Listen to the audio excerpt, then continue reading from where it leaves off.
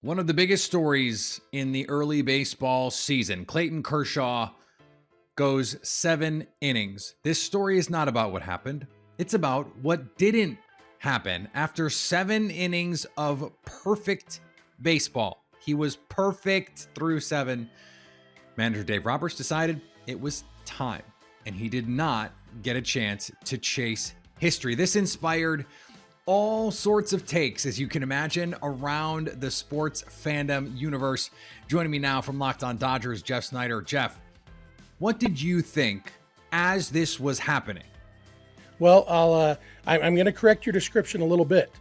I would say manager Dave Roberts and pitcher Clayton Kershaw decided that it was time. They huddled up in the dugout after the 6th inning. They had a conversation, and after the game, we found out that what that conversation was Kershaw said he felt good getting to 80 or 85 pitches. They agreed that a complete game was not in the cards for a guy in his first start of the season after a shortened spring training, coming off a season that ended in injury and in 36-degree weather. The two of them agreed together that a complete game wasn't in the cards. And so they said, let's go one more inning and call it a day. And you could see by the look on Kershaw's face in the dugout as he enjoyed the Dodgers hitting back-to-back home runs in the top of the 8th inning, like Kershaw was happier than I've seen him in a long time. That was not the face of someone who was upset about missing out on his chance at history. In fact, after the game, the thing that he said he was most bummed about was he would love for Austin Barnes to get a chance to catch a no-hitter. And so he said, hopefully we'll get that chance again. But he didn't seem to care at all about the personal accomplishment. And for me, in my mind, I thought at the time, I still think after hours of reflection, I think it was absolutely, undeniably the absolute right call that Dave Roberts and Clayton Kershaw made together. Okay, I understand all of that. And I get that Clayton Kershaw has this history of injury. It's April. We're recording this on April 13th.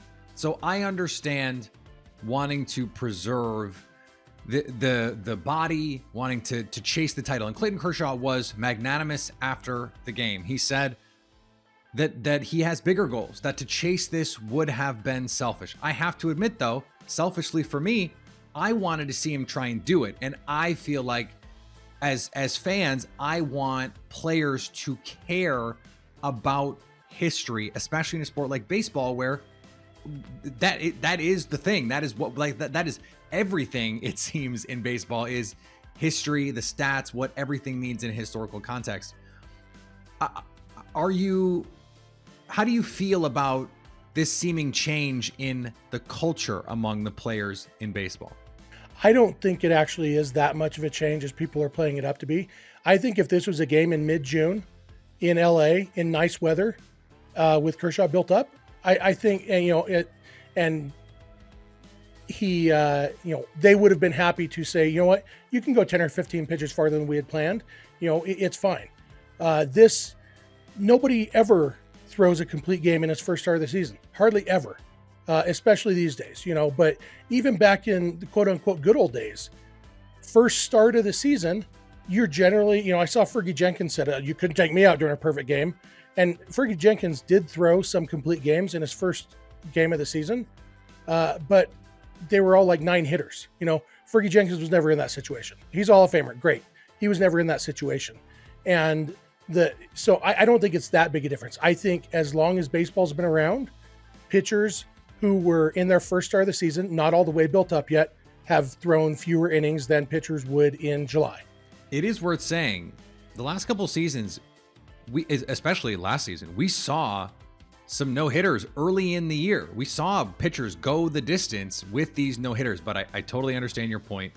It is his first start of the season, so this is different. You're saying this is context, not culture.